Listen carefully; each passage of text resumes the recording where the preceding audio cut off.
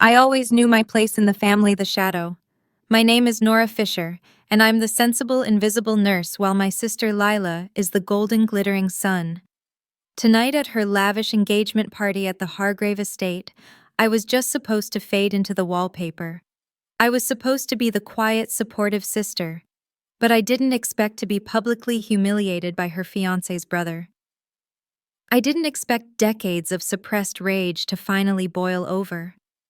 What happens when the person who has been silent her whole life finally decides to speak? This is the story of how I took my voice back. Like, share, comment, and subscribe to our channel. We always appreciate the time you spent here with us.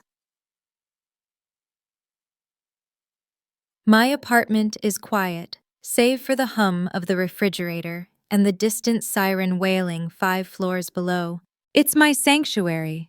Small and meticulously clean, smelling faintly of the coffee I chugged this morning and the antiseptic soap I can never quite scrub from my hands. I'm Nora Fisher, 29 years old, and I'm a good nurse. I know this. My patients know it, my colleagues know it. I'm proud of the life I've carved out, a life built on 12-hour shifts, double backs, and a quiet, stubborn determination. My achievements are solid, tangible. They just don't seem to count. Not in my family. Tonight is my younger sister Lila's engagement party. On my bed, 2 dresses lay like a judgment. One is a deep forest green velvet I bought on a rare impulse, a moment where I felt almost bold. The other is a simple navy blue sheath. Safe, professional, boring. I hold the green one up to my reflection. The woman staring back looks exhausted, the skin under her eyes a bruised purple from the code I ran just 6 hours ago. The velvet feels soft, but it also feels like a costume. A lie. Lila will be glittering. She's the favored child, the golden one always has been. Beautiful, impossibly charming, and socially dominant, in a way that sucks all the air out of a room. I'm the sensible older sister, the shadow. I sigh, dropping the green dress. The navy blue sheath it is. It's my uniform for family functions, the one that signals, "Don't mind me, I'm just here to fill a chair." As I zip it up, my phone buzzes on the nightstand. My mother, Evelyn. I don't need to read the text to know what it says. "Running late, Nora. You must hurry. Lila is just stunning, her dress is divine, wait until you see it." There it is. Not, "How was your shift?" Not, "Are you okay after working all night?" Just a breathless report on Lila, the family's son. It's always been this way. When I graduated from nursing school with honors, my name called out for clinical excellence, Mom hosted a small dinner at her house. We had lasagna. The following week, when Lila won some local lifestyle blogger contest for having the most photogenic brunch, my mother threw a massive party at a rented bistro complete with sponsors and gift bags. My accomplishments were practical and nice, dear. Lila's were spectacular and proof of her potential. My father might have been the balance. He used to call me his little rock, the one he could always count on. But he's been gone for a decade, and with his passing my mother's world tilted until Lila was the only thing standing in the light. I text back a simple, "On my way." I don't mention the patient I lost this morning, the bone-deep ache in my feet, or the fact that I've only had 3 hours of broken sleep. It wouldn't register. Evelyn Fisher operates on a different frequency, one where Lila's happiness is the primary signal, and my well-being is just static. This party isn't just a party. It's the validation of my mother's life's work, marrying Lila off to someone wealthy and powerful. Alex Hargrave, the investment banker, with a shark smile and a family name that opens doors, is the ultimate prize. And Lila, beautiful and manipulative, was born to win it. I swipe on a thin layer of concealer and a coat of mascara. I'm not ugly, I know that on a logical level. My features are fine, my eyes are clear, but fine is a death sentence in a world that worships flawless. Next to Lila, I feel unfinished. She is all sharp, glittering edges and blinding light. I am earth, solid, reliable, and easily overlooked. A hot, familiar resentment prickles deep in my chest. It's an old friend, this bitterness. It's the acidic taste of swallowing my words for 20 years. This desperate, childish longing to just grab my mother by the shoulders and scream, "What about me? Don't I count? Don't you see me at all? But I never do. I just smile my sensible nurse smile, fetch my own drink, and find a quiet corner. I've become an expert at fading into the wallpaper. Grabbing my keys and the same modest clutch I've carried for 5 years, I head out. My 2012 sedan feels particularly shabby as I drive through the gates of the Hargrave estate. This isn't a neighborhood. It's a statement of wealth, all sprawling lawns and houses that look more like museums. I park at the edge of the fleet of Beamers, Teslas, and Porsches and take a shaky breath. The house is a monolith of glass and pale stone blazing with light against the twilight sky. Music, a smooth, bass-heavy lounge track, drifts across the manicured grounds. My hand trembles as I reach for the oversized front door. I push it open and step inside. The foyer is a cavern of marble and noise. A blast of warm, perfumed air hits me thick with the scent of expensive lilies and champagne. The roar of conversation and clinking glasses is overwhelming. For one sharp, agonizing second, the sound seems to dip. A few heads turn.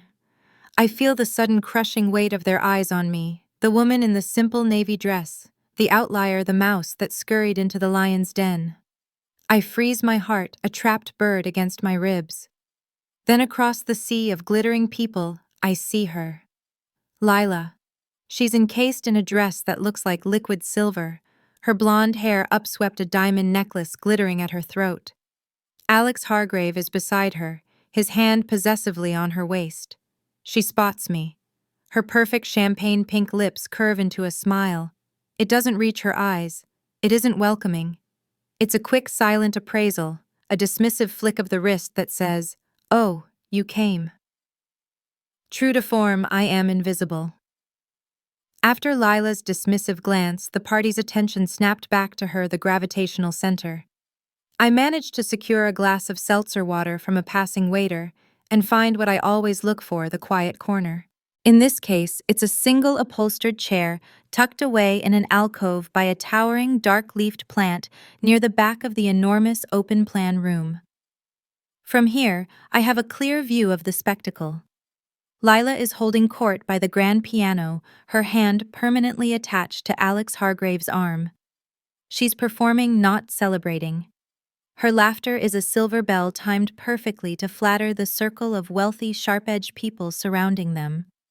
Alex, a man who looks like he was sculpted from expensive marble beams, with the pride of a man who just acquired a priceless, beautiful object. He kisses her temple, and the crowd coos.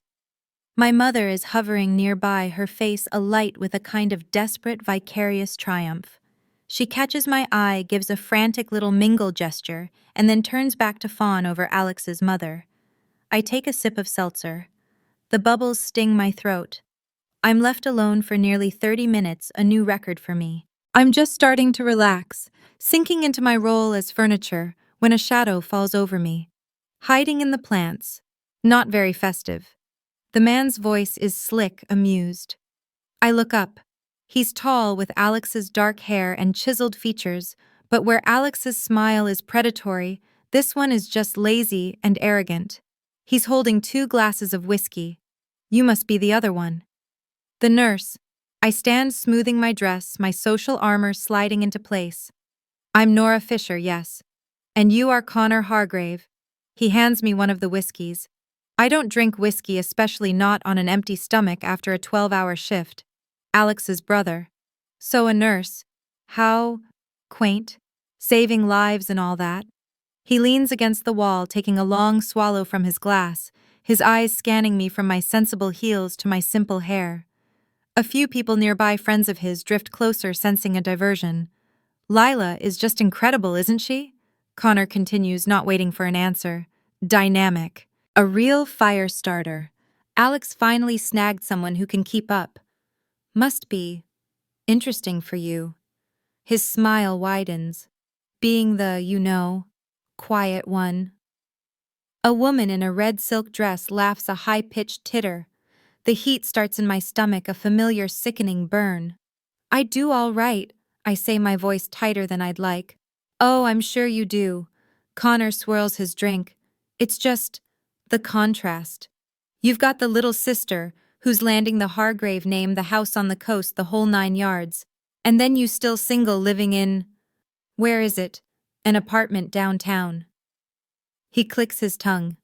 Tough break, Nora. Must make holidays a little awkward. The shame is immediate, a hot flood that prickles my scalp. It's not just him. It's the echo of 1,000 other moments.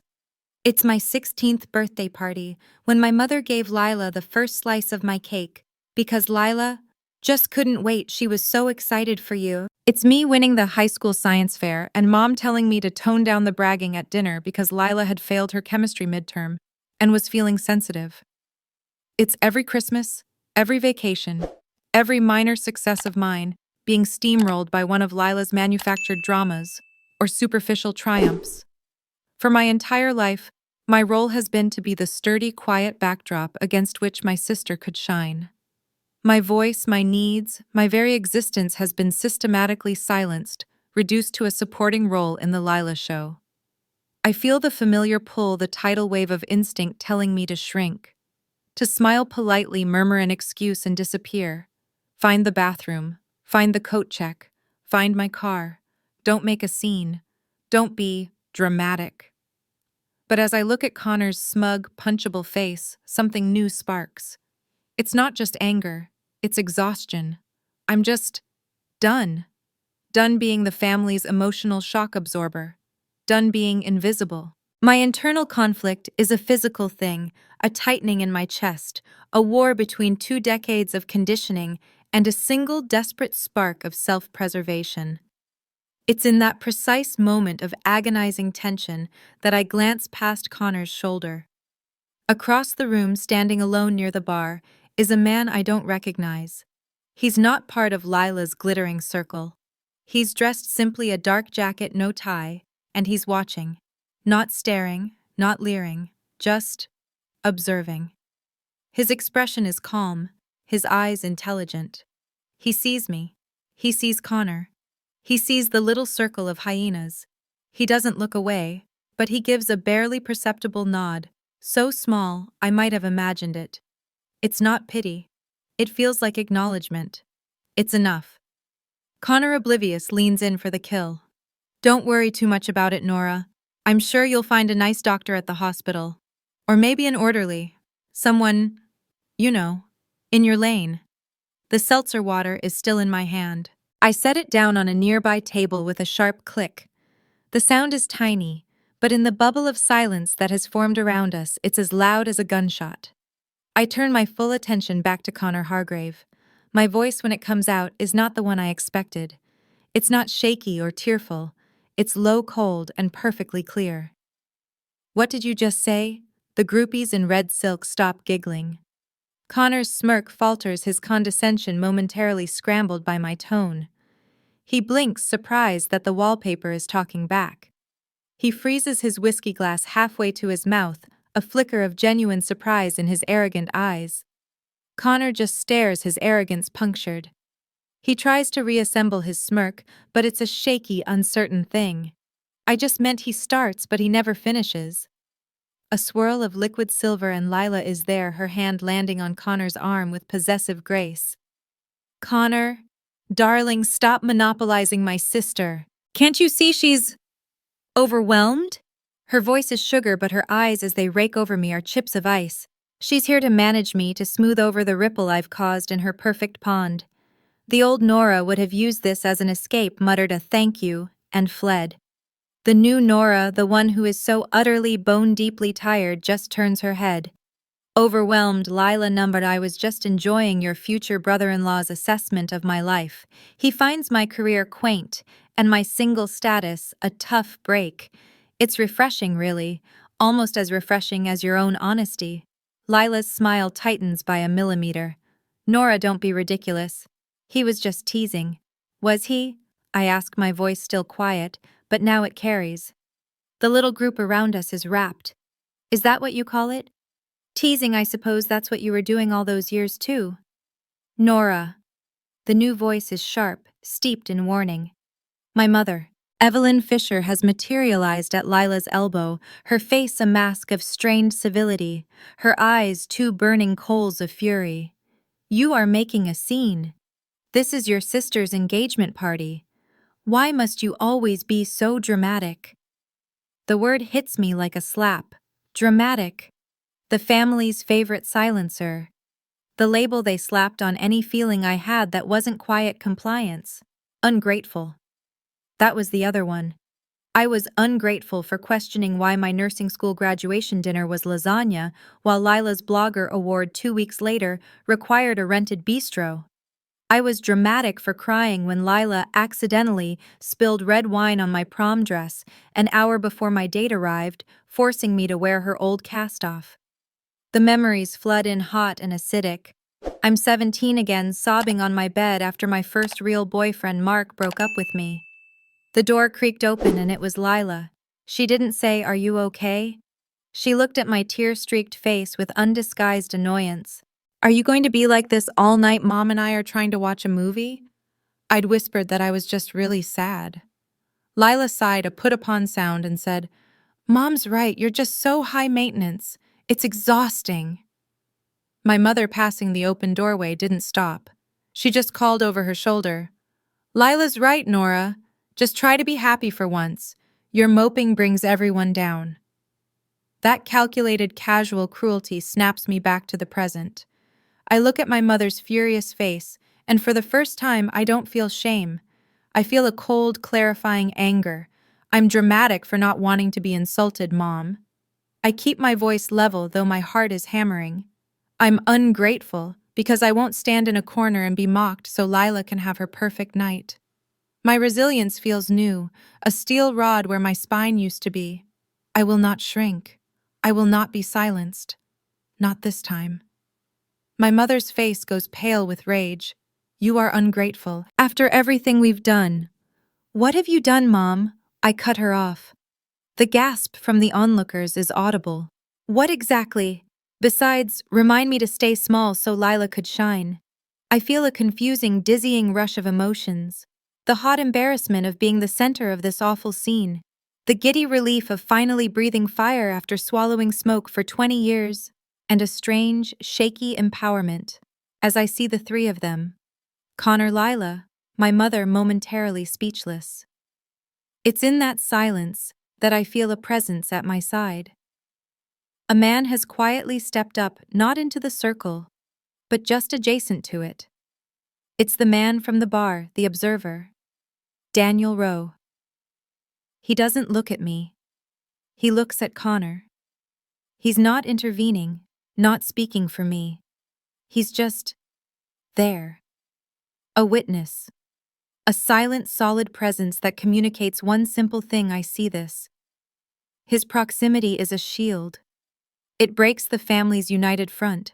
Connor visibly straightens up, his arrogance deflating into discomfort as he's evaluated by another man. My mother looks at him, annoyed by this stranger's intrusion.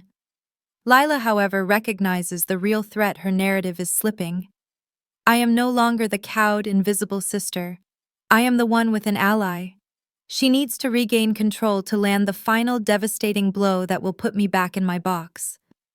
She throws her head back and laughs, a high, tinkling, artificial sound designed to draw every ear in the room. "Oh, Nora," she says, her voice dripping with pity. "You're just so bitter. It's not my fault you can't keep a man. Is that why you're so angry? Still single after all this time?" She steps closer, her silver dress whispering. "Maybe if you weren't so difficult, so jealous, maybe then you wouldn't be so alone." Alone. The word hangs in the poisoned air, a final venomous dart. Lila's smile is triumphant, convinced she's landed the kill shot. Jealous. For a split second, the old shame reflexes kick in. I feel the burn in my cheeks, the instinct to look away, to apologize, to simply cease to exist. But then I look at her, really look at her, the perfect silver dress, the perfect diamond necklace, the perfect rotting core, and the shame evaporates, replaced by something cold and clear. I actually laugh. It's not a sound of humor. It's a dry, rattling noise that scrapes its way up my throat. "Jealous?" I repeat, my voice cutting through the silence. Jealous of you, Lila. The murmuring that had been a low buzz just moments ago stops. Dead. The silence is absolute heavier than the oppressive floral scent in the room. I see them now, the guests. They aren't even pretending anymore. They're standing in a frozen tableau, cocktails paused halfway to their lips. And the phones.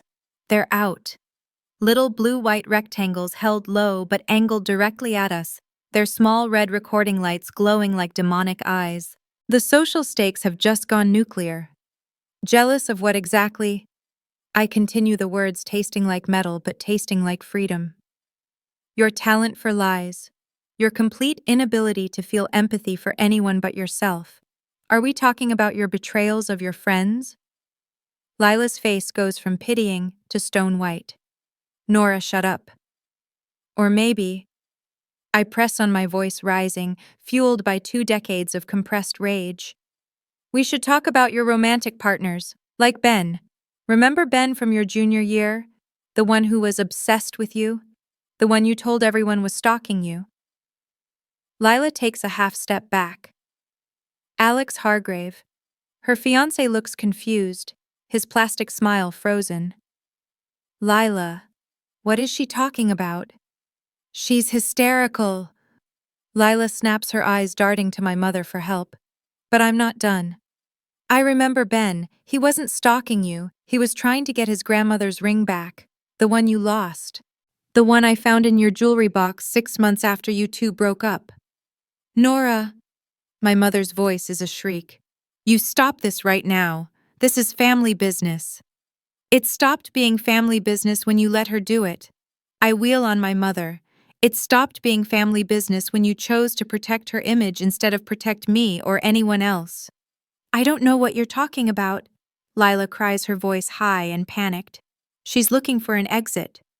Oh, I think you do, I say, and the main memory, the one I've buried for 10 years, surfaces like a body.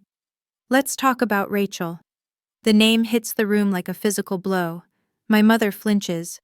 Lila's eyes for one single unguarded second are wide with pure, unadulterated panic. Rachel, my best friend, my college roommate. Sweet, brilliant, trusting Rachel. The memory is so sharp it steals my breath. Me finding Rachel in the hallway of our dorm holding an expulsion letter, her whole body shaking with sobs. She'd been accused of downloading exam papers from a professor's server. She swore she didn't do it. I believed her. But the evidence was on her laptop. Her scholarship was revoked.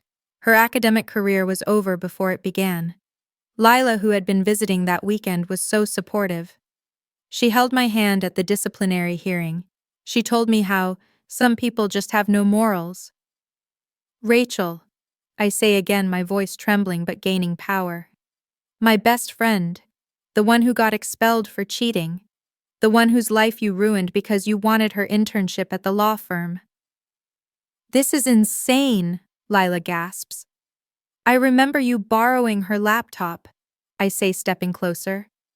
I remember you comforting me, telling me I was better off without her. And I remember years later when I was wiping that old family computer you gave me, I found the drafts folder, the anonymous tip to the university dean. Sent from your account, time-stamped an hour before you met Mom for that charity lunch that gave you a perfect alibi. The blood drains from my mother's face. Her hand flies to her throat. She knew. The realization is a separate, colder horror. She knew. She chose Lila. She helped cover it up, sacrificing my friend and my trust to protect the family's golden child. The emotional cocktail is overwhelming. The anger is a fire in my veins. The sadness for Rachel, for the girl I was, is a stone in my gut. But underneath it all is a dizzying, terrifying wave of relief. The truth is out. The guests are staring, their faces a mix of horror and salacious fascination. This is the catharsis. This is the bomb going off. Lila is shaking, her perfect illusion shattered. Alex looks physically ill, staring at his fiancée as if she's a monster.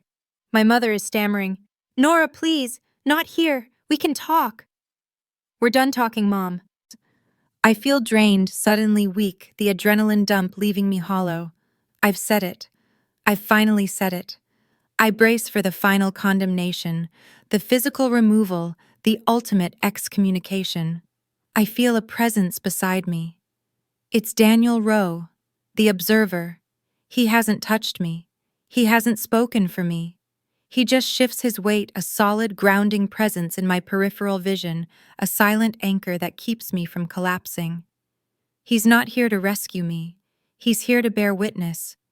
He turns his head not to me but to my mother, and his voice is quiet, calm, but it cuts through the tension like a scalpel. She isn't lying, Mrs. Fisher. My head whips around. I stare at him. What Lila freezes. My mother looks at him bewildered. And who do you think you are? My name is Daniel Rowe, he says, and his gaze finally lands on Lila, pinning her in place with an authority that is absolute. Rachel Miller. She was my cousin. The silence in the room is no longer just a pause. It's a vacuum. Daniel's words, "she was my cousin," suck every last bit of oxygen from the air. Lila, who had been gasping like a landed fish, goes utterly still. Her eyes are locked on Daniel wide with a new animalistic terror. My mother's hand, which had been at her throat, clenches into a fist, her knuckles white. She knows this man is telling the truth. The entire room knows. The jig is up. The carefully constructed 20-year facade of the perfect Fisher family has just been demolished by a single quiet sentence from a stranger. Lila tries one last time, her voice a reedy, desperate whisper. "I don't know what you're talking about. You're lying. You're trying to ruin my night." She looks at Alex, her fiancé, her eyes begging him to believe her to fix this. But Alex Hargrave is an investment banker. He deals in risk and return, and he knows a bad asset when he sees one. He's looking at my mother, whose guilty ashen face is all the confirmation he needs. He doesn't say a word. He just drops Lila's arm. The small physical rejection is brutal. This is it. This is the moment. All the fear, all the years of swallowing my voice, all the shame, it's gone. It's been burned away, leaving only a cold, hard clarity. I feel a profound, staggering sense of empowerment, a liberation so total it makes me lightheaded. My voice when I speak is not the voice of the invisible sister. It's strong, it's unwavering, and it echoes with the weight of decades. I step forward away from the alcove into the center of the hushed, horrified circle. I'm no longer the defendant. I am the prosecutor, and this is my closing argument. "He's not lying, Lila," I say, my voice cutting through her sobs. "And you know he's not. Just like you knew what you were doing to Rachel. Just like you knew what you were doing to Ben. Just like you knew every single time what you were doing to me." I turn my gaze from my sister's crumbling form to the woman who enabled her. "And you," my mother flinches as if I've struck her. "You knew too, didn't you, Mom?" She tries to speak. "Nora, it was complicated." "Was it complicated when you told me to be less sensitive?" I ask, and the memories pour out not as flashbacks, but as evidence. "Was it complicated when you gave her the first slice of my birthday cake? Was it complicated when you covered up her cheating, her stealing her lies year after year after year? Was Rachel's life complicated?" I take another step. The crowd of guests parts for me like I'm walking on water. "You didn't just love her more, that I could have almost understood. She's charming. She's beautiful. I'm not." My voice falters for just a second, the old wound aching. "But you didn't just love her more. You actively unloved me. You chose every single day to make me smaller so she could feel bigger. You chose to sacrifice my self-worth, my friendships, my entire identity on the altar of her happiness. You told me my accomplishments were nice, and hers were spectacular. You told me my pain was dramatic, and her tantrums were understandable. You taught her that her wants were more important than my needs. You taught her that consequences were for other people. You taught me that my only value was in being quiet, being accommodating, and being invisible." My mother is openly weeping now, not tears of remorse, but tears of humiliation. "Please, Nora, stop. You're destroying this family." "What family?" I ask, the question genuine, desolate. "The family where I don't exist. The family that's just a PR campaign for Lila. That family, no. You destroyed it. You destroyed it every time you chose her. Every time you silenced me. Every time you told me I was ungrateful for wanting the bare minimum of human decency. Daniel hasn't moved. He stands exactly where he was, a silent, unshakable pillar of support. He doesn't speak. He doesn't need to. His presence is a symbolic second to my duel, a physical manifestation of the truth. He's not saving me. He's just making sure the world can't look away while I save myself. This, I realize, is what personal freedom feels like. It's not just about speaking up. It's about reclaiming your own story, your own self-respect, even if it means burning everything else to the ground. Lila finally breaks. It's not a graceful cinematic crumble. It's an ugly guttural sound, a sound of pure, unadulterated shame. The shock and anger are gone, replaced by the horrifying public realization that the game is over. She's been exposed. Her mask is gone, and the monster beneath is visible to everyone, including the man she was about to marry. She covers her face, her shoulders heaving, the silver dress now looking like a cheap costume. The party is over. The silence that follows is a tomb. The phones are still out. The guests are frozen. No one knows what to do or what to say. I've said it all. I've laid bare the decades of favoritism, the manipulation, the emotional harm. And I've survived it. I look at my mother's devastated face, her complicity now a brand on her.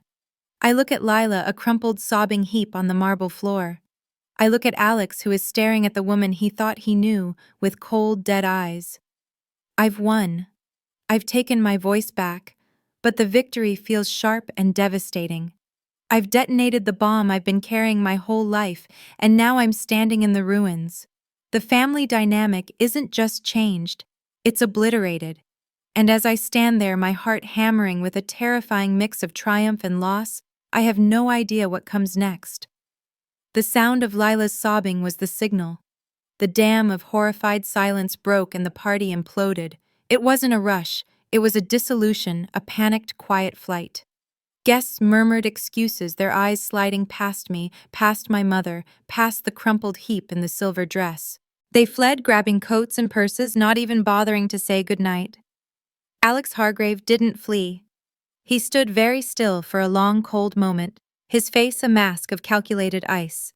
He looked at my mother, then at Lila, and then finally at me. There was no pity in his eyes, only a final, chilling assessment. He turned, smoothed his suit jacket, and walked out the front door without a single word.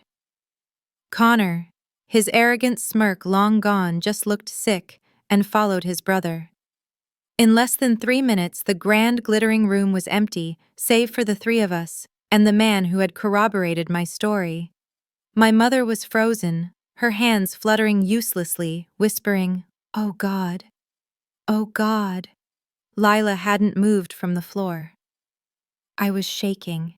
The adrenaline that had felt like steel in my veins was gone, leaving a deep cellular tremor. My legs felt like they might give out. "Let's get out of here." Daniel's voice was quiet, close to my ear. I hadn't even realized he'd moved. A light, impersonal hand touched my elbow, and the contact was grounding. I let him guide me, my feet feeling clumsy and disconnected from my body. We walked past my mother, who didn't seem to see us, her eyes locked on the ruins of her life's ambition. We stepped out of the grand foyer and onto a side terrace.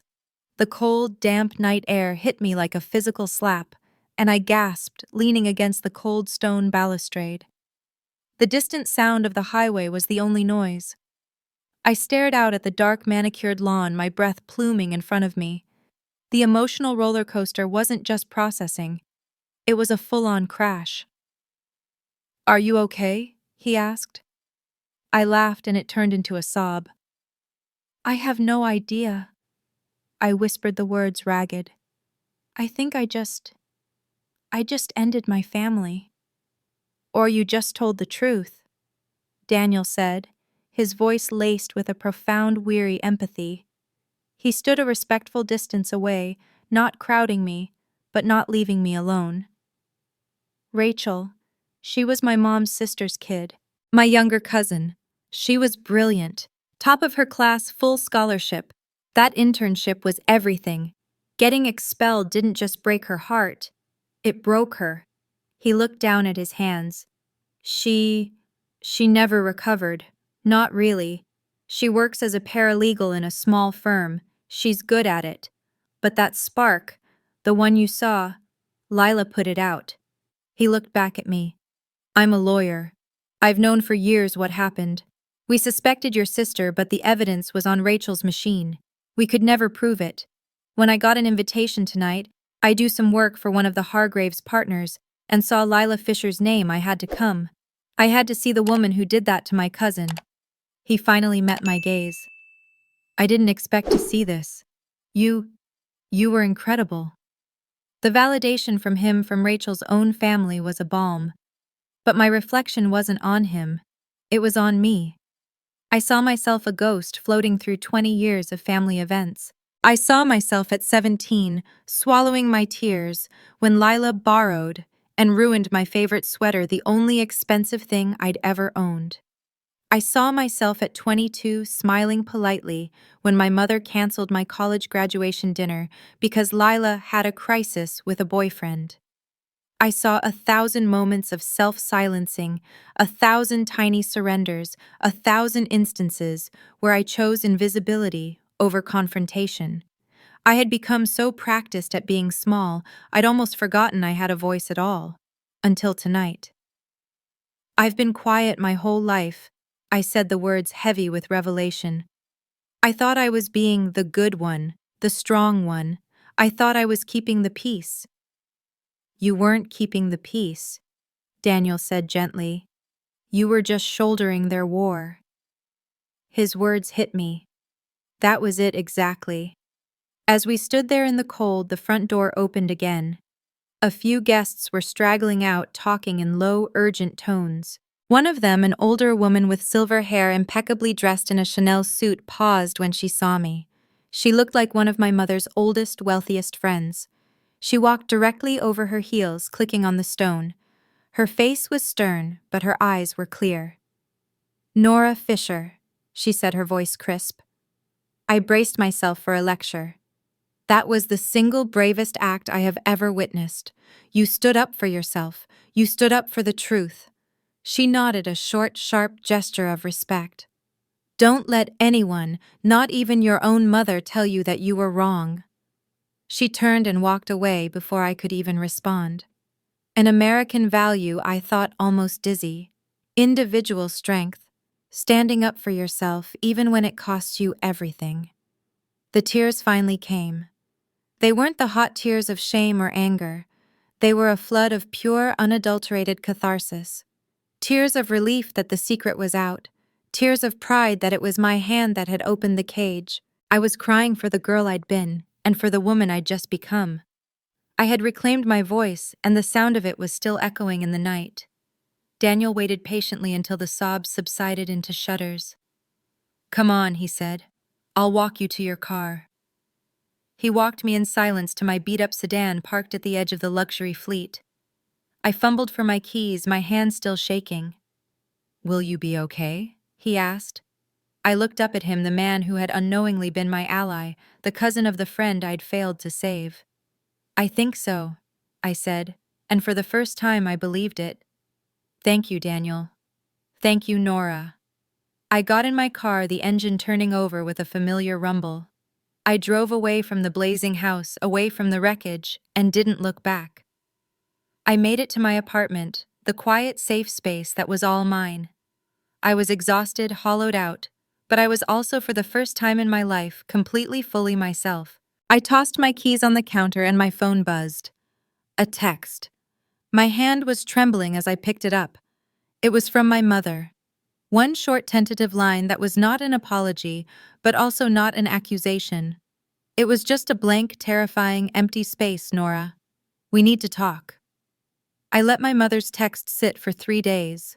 3 days of deafening silence where I went to work, saved a patient from a pulmonary embolism, slept and ate.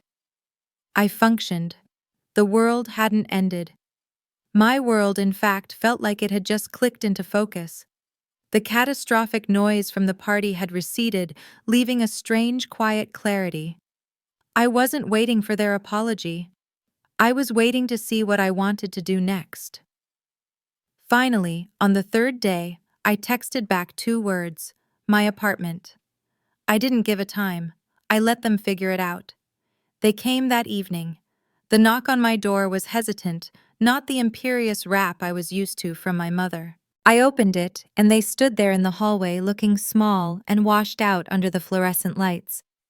My mother, Evelyn, had her purse clutched to her chest like a shield. Lila was beside her wearing no makeup, her eyes puffy and red, her glorious blonde hair scraped back in a messy, uncared-for bun.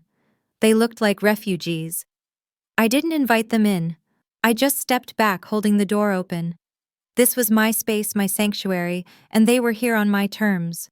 They drifted in, perching awkwardly on the edge of my simple sofa, a stark contrast to the opulent furniture they were used to.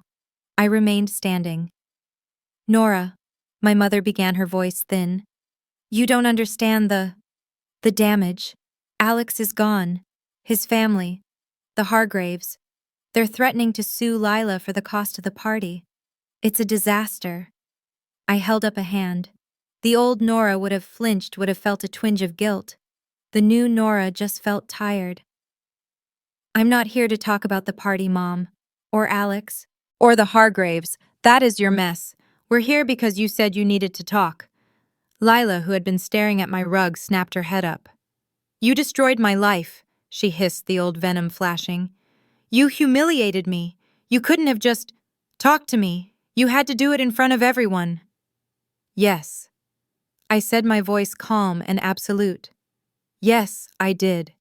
Because in 29 years I have never once been allowed to finish a sentence that you didn't like. Because in private means you get to shout over me. In private means Mom gets to tell me I'm being dramatic and ungrateful. In private means I get silenced. I did it in public because it was the only place you couldn't make me invisible. It was the only place the truth could finally be heard." My mother winced, the truth of it hitting her. I never," she stammered, looking at her hands. "I never meant to silence you, Nora. Lila was always so fragile. She needed so much.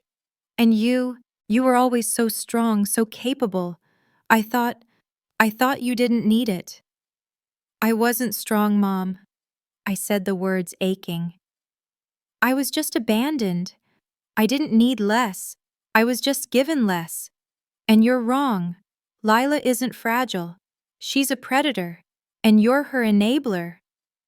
"I'm not," Lila cried, but the denial was weak. And then something in her broke.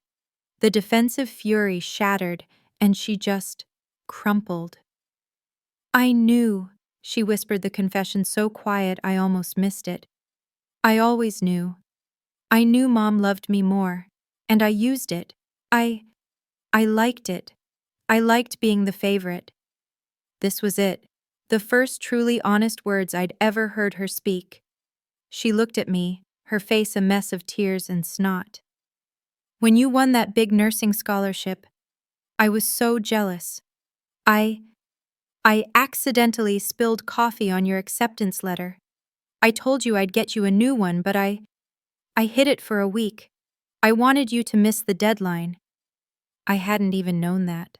Another tiny, cruel betrayal. "And the science fair," she sobbed. "I broke your trophy. I didn't trip. I threw it against the wall. I hated that you were smart."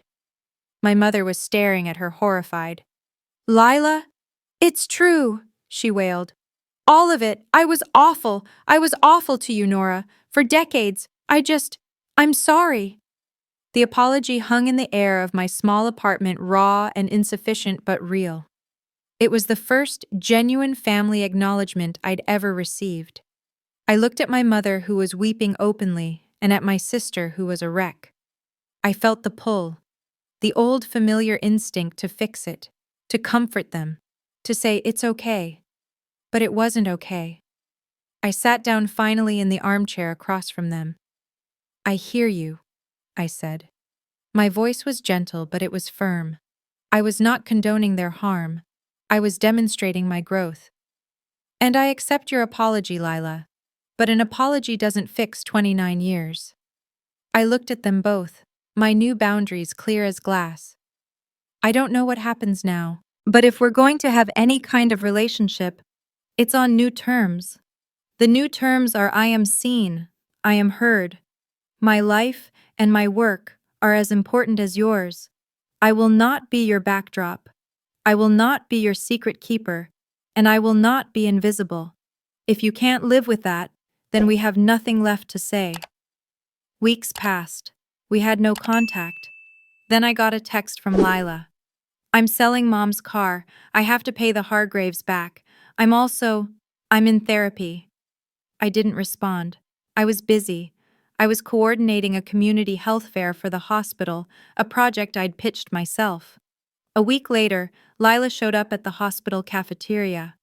I heard you're doing this fair, she said, looking mortified. My blog is gone. My sponsors dropped me. I have nothing to do. I know how to organize events. I know social media. Can I help?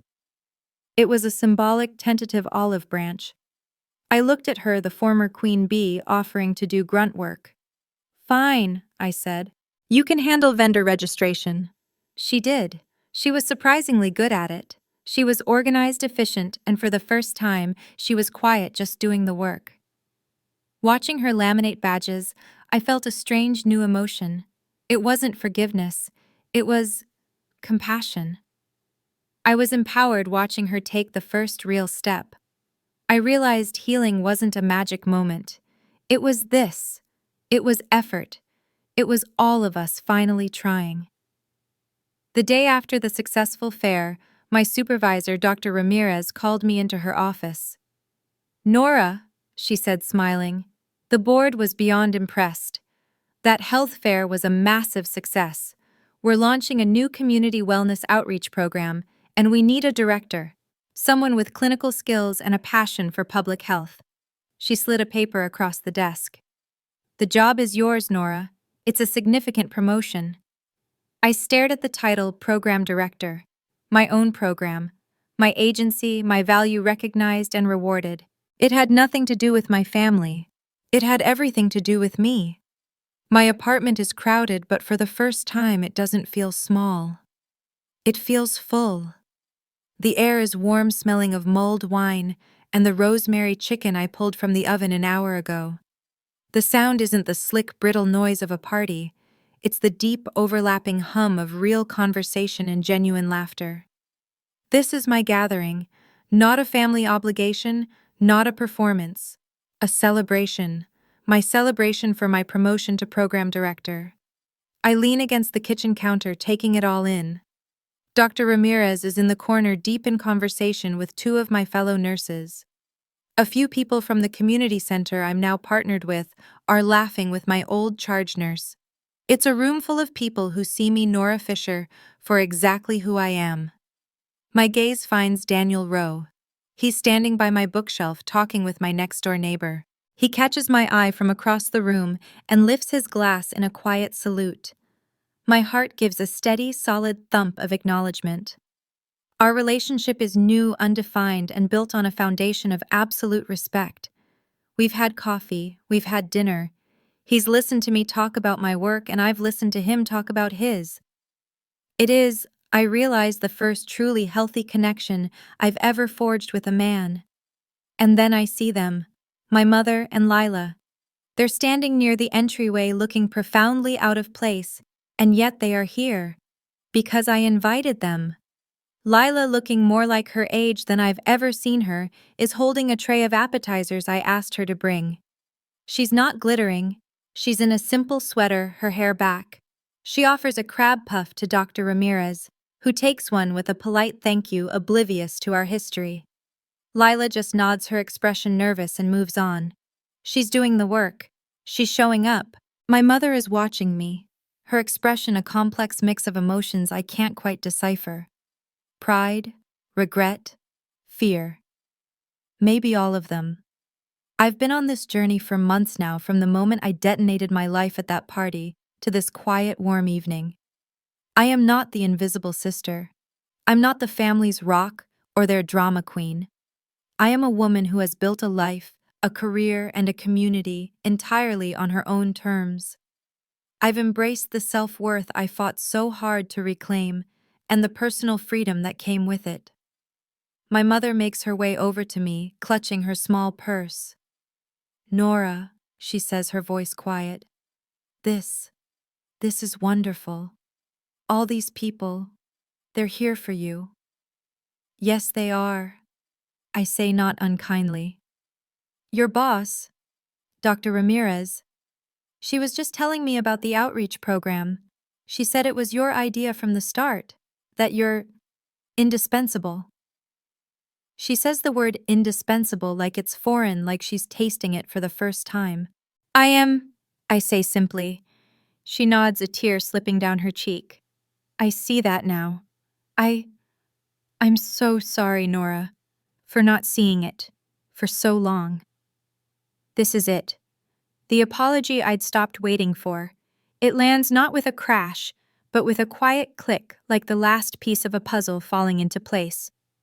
"I know, Mom," I say. I don't say it's okay, because it wasn't, but it's in the past. On my bookshelf, there's an old photo of me and my dad, the one where he's calling me his little rock. But next to it, there's a new one, a framed picture of me and my team, covered in paint and smiling from the community health fair. My new family, my chosen one. The party begins to wind down. People drift out with hugs and promises to connect soon. Eventually, only 3 people are left. My mother, Lila, and Daniel. Lila is silently, efficiently gathering empty glasses. My mother is putting on her coat. We'll let you rest," Mom says, hovering by the door. "Thank you for including us." "Good night, Mom." "Good night, Lila." Lila pauses, her hands full of plates. "Good job, Nora," she says so quietly I almost miss it. And she smiles. A real small, tired smile. I smile back. The bond isn't fixed. It's a fragile, broken thing that we're all looking at, wondering if it can be mended. But the effort is there. They leave and the door clicks shut, leaving just me and Daniel in the warm, quiet room. "So," he says, helping me carry the last few glasses to the sink. They came, I agree. And it was okay." "You've changed, Nora," he says, not looking at me, just rinsing a plate. "You're not that woman in the navy dress hiding in the corner." "No," I say, feeling a profound, deep wave of catharsis wash over me. It's not the fiery triumph of the party. It's a settled peace, a sense of relief so deep it feels like I can finally, after 29 years, take a full breath. "I'm not." He dries his hands and turns to me. "What's next, program director?" I look at him, at this good, kind, respectful man who saw me when I was invisible. I look around my apartment, my sanctuary filled with the warmth of my chosen life. I've found my voice. I've reclaimed my agency. The old wounds are still there, their scars a roadmap of where I've been, but they don't define me. I can love my family, or at least the new trying versions of them, but I will never ever sacrifice myself for them again. My life is no longer an apology. I'm finally living it unapologetically, balancing the love I am willing to give with the self-respect I have earned. "I think," I say, smiling, "what's next is breakfast, but not tonight. Tomorrow." "Tomorrow." He agrees, his smile matching mine. "It's a date." And with that final quiet realization, Nora's new chapter truly began. What did you think of her journey from invisible to empowered? We want to hear all of your thoughts as we read every single comment. If you connected with this story, please subscribe and join our community. Thank you for listening.